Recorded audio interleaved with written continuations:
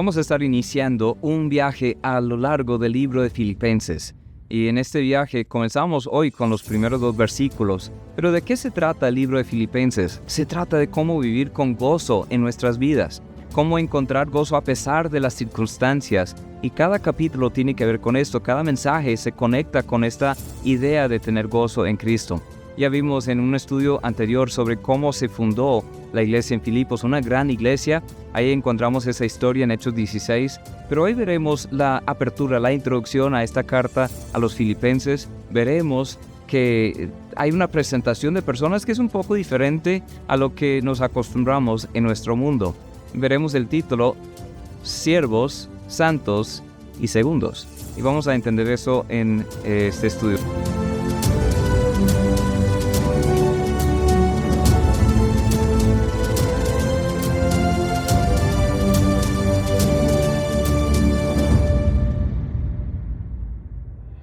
Bienvenidos.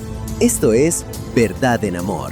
Lo dice en Filipenses 1, versículo 1, Pablo y Timoteo, siervos de Jesucristo, a todos los santos en Cristo Jesús que están en Filipos, con los obispos y diáconos, gracia y paz a vosotros de Dios nuestro Padre y del Señor Jesucristo. Entonces, primero, aquí está Pablo y Timoteo, y ellos dicen que son siervos de Dios, siervos de Jesucristo. Bueno, hay una importancia en las presentaciones. Cuando te encuentras en un lugar nuevo o con personas nuevas, ¿cómo te presentas? Tenemos muchos títulos a veces. Yo tengo muchas funciones en mi vida personal. Yo soy esposo de Abri, yo también soy padre de 5 hijos, yo soy pastor en una iglesia en Bucaramanga, Colombia, yo soy misionero estadounidense, yo soy también músico, yo soy fotógrafo, yo soy diseñador gráfico, yo tengo perros, yo tengo gatos, pues tenemos muchas conexiones, muchas formas para describirnos. Pero ¿cómo se describe Pablo y Timoteo? ¿Cómo se describen? Ellos dicen que son siervos. Son siervos.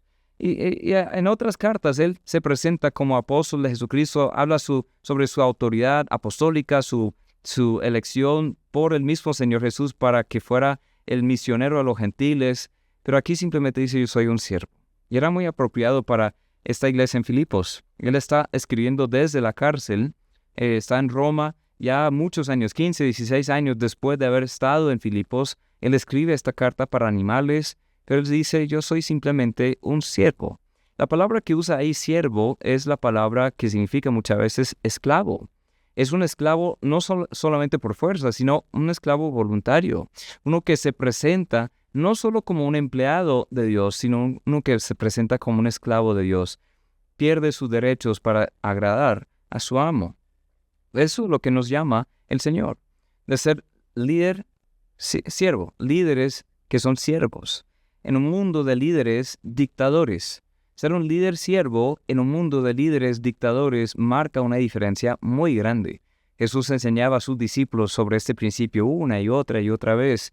La mayoría de los líderes religiosos hoy en día quieren la pompa, quieren el reconocimiento, quieren fama, quieren que todo el mundo les honre, quieren reconocimiento de todo el mundo. Pero el que quiere ser primero, que dice Jesús, debe ser un siervo, debe hacerse un siervo, porque Jesús mismo se hizo un siervo por nosotros. Dice Mateo 20, 25 al 28, entonces Jesús, llamándolos, dijo, ¿sabéis que los gobernantes de las naciones se enseñorean de ellas, y los que son grandes ejercen sobre ellas potestad?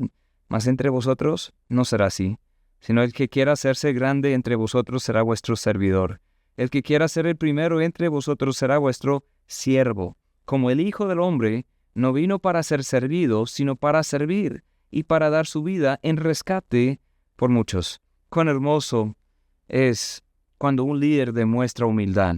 Jesús enseña este principio no solo de palabras, sino de hecho y en verdad. Él hasta lavó los pies de los discípulos en Juan capítulo 13.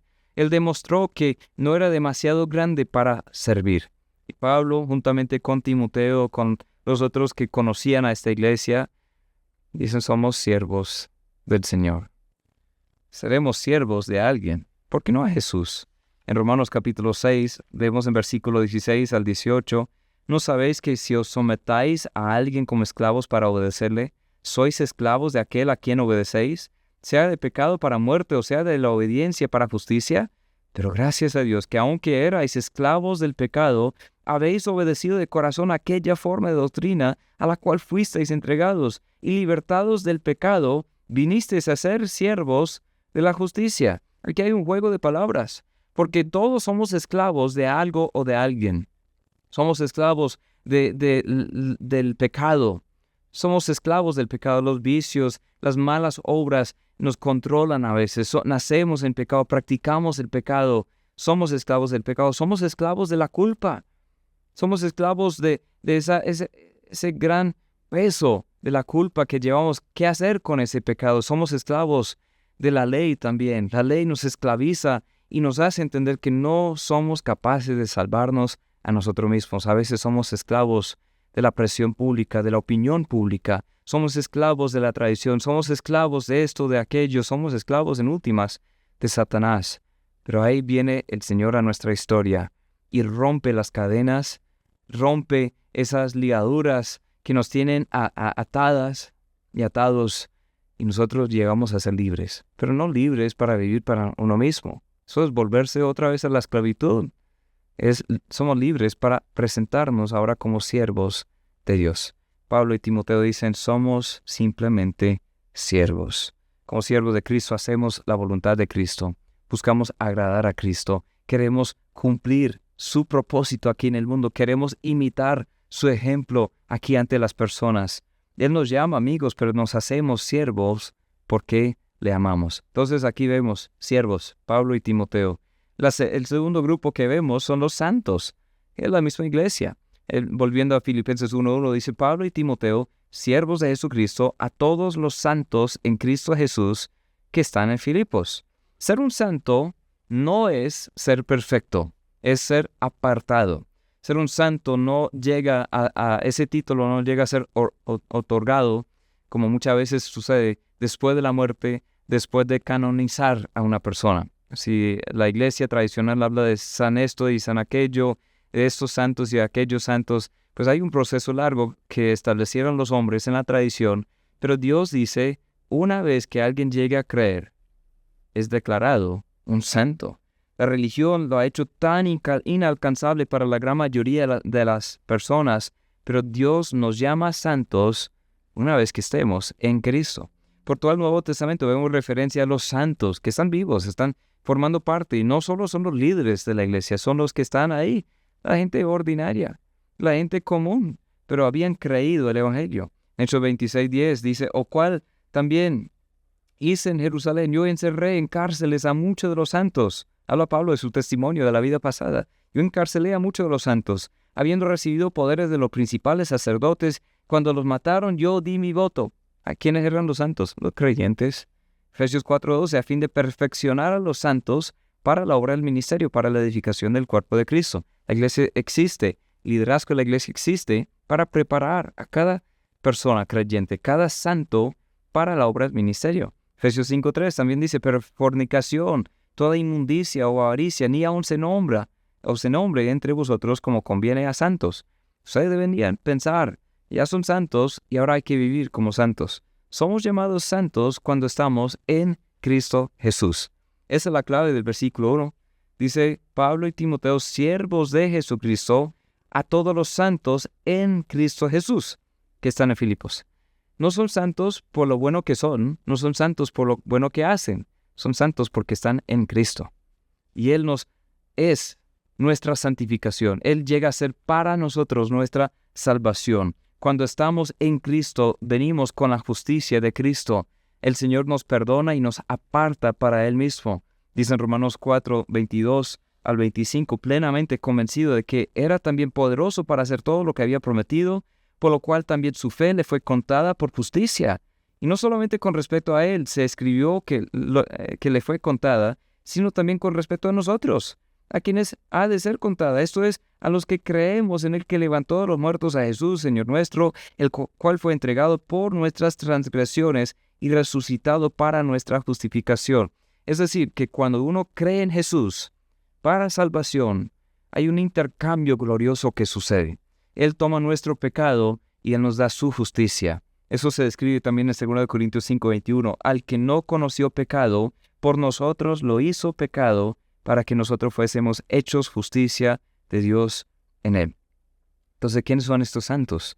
Los santos son simplemente pecadores que han sido convencidos de sus pecados por el Espíritu Santo.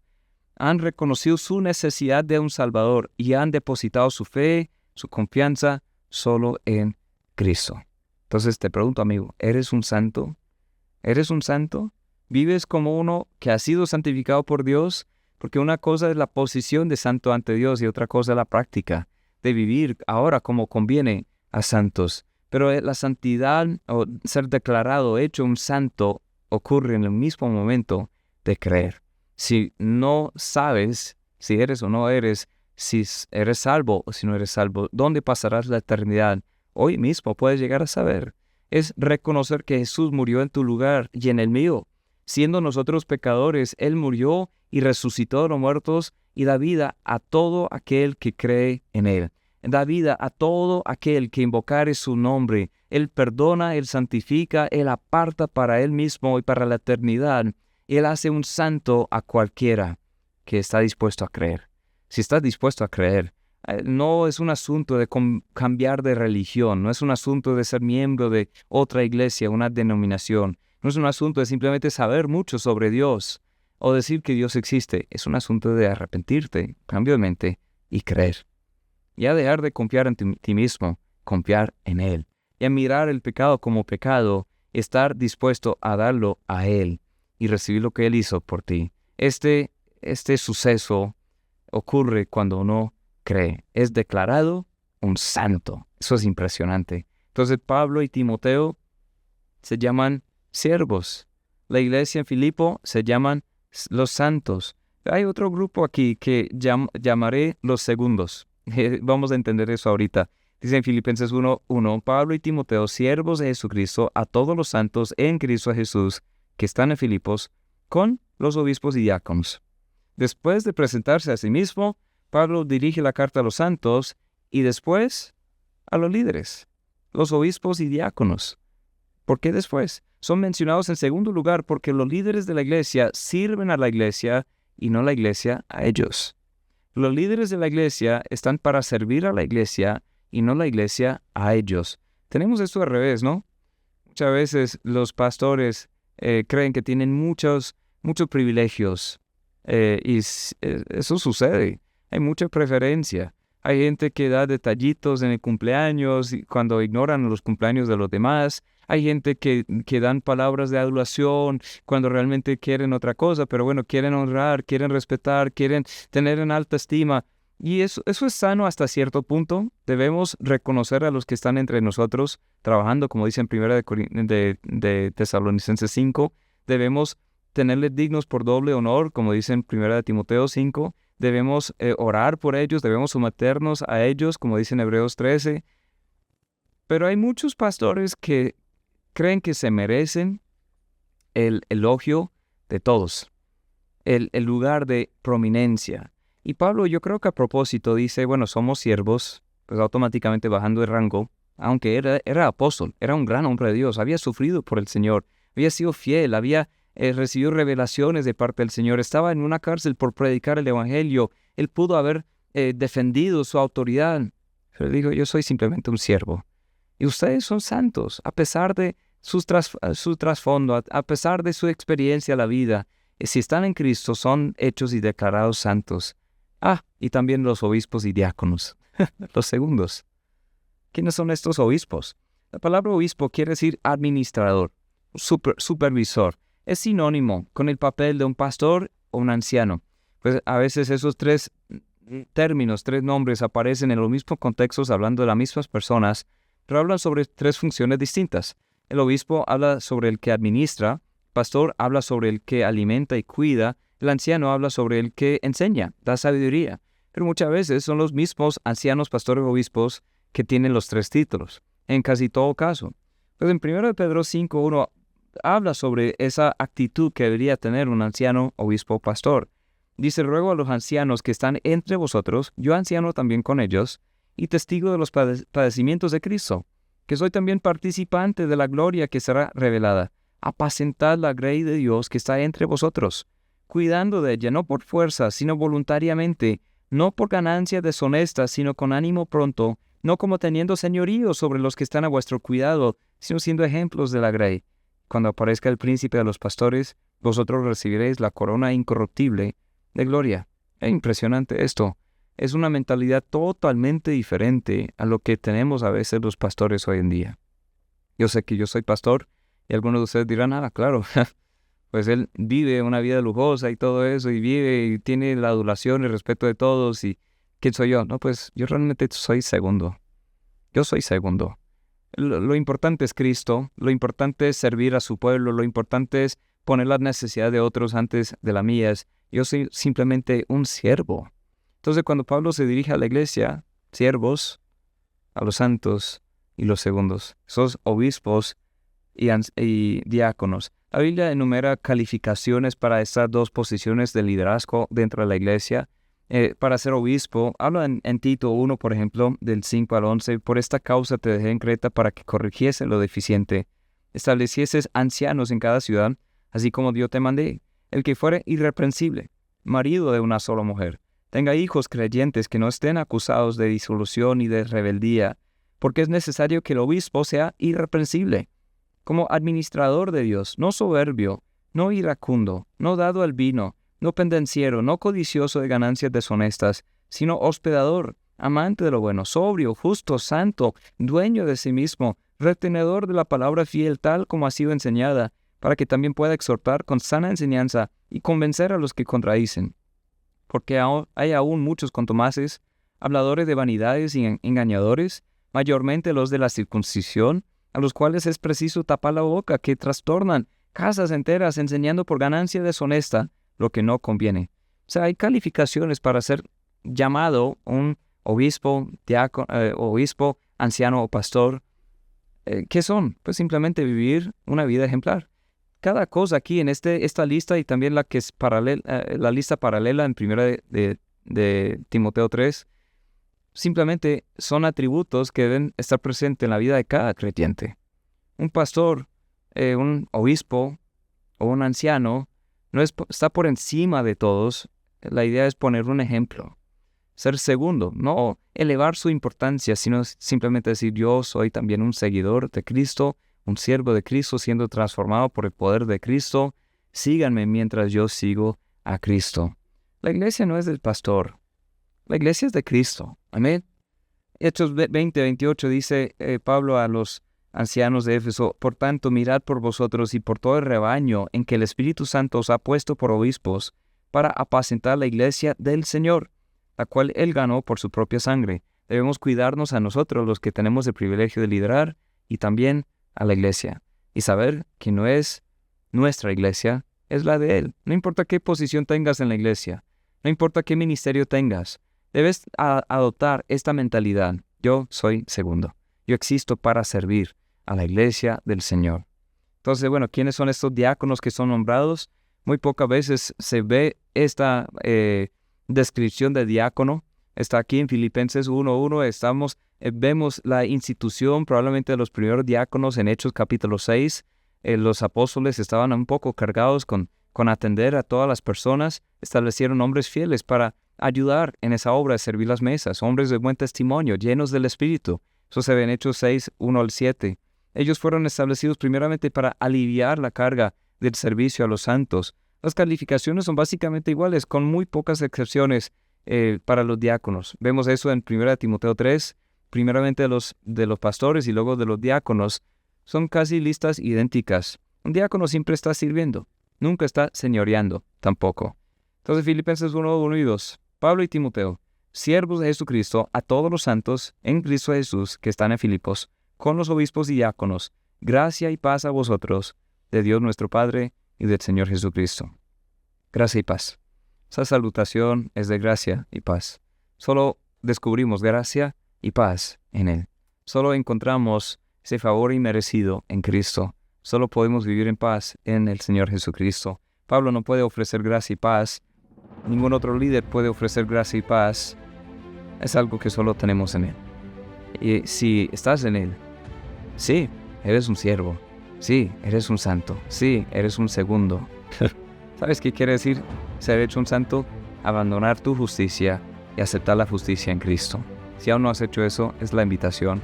¿Sabes qué significa ser un líder en la iglesia? Es más bien pensar en ser un siervo. Pensar en ser un siervo de los demás, hacerse menor a los demás, considerar a los demás como superiores. ¿Quieres ser el primero en todo o estás dispuesto a servir y así ser un segundo? Dedícate hoy a vivir así, como un segundo. Amigos, si este mensaje ha sido de ayuda para tu vida, te invito a que le des me gusta, dejes un comentario. Si hoy tomaste la decisión de seguir a Cristo, escríbenos o deja el comentario aquí.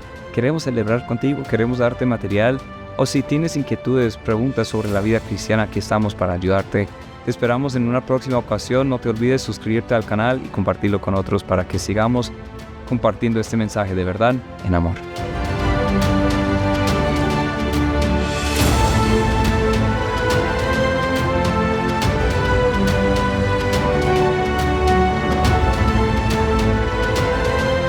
Esto fue Verdad en Amor, conectando la palabra de Dios con tu vida. Suscríbete y no te pierdas un nuevo programa la próxima semana en nuestro canal de YouTube.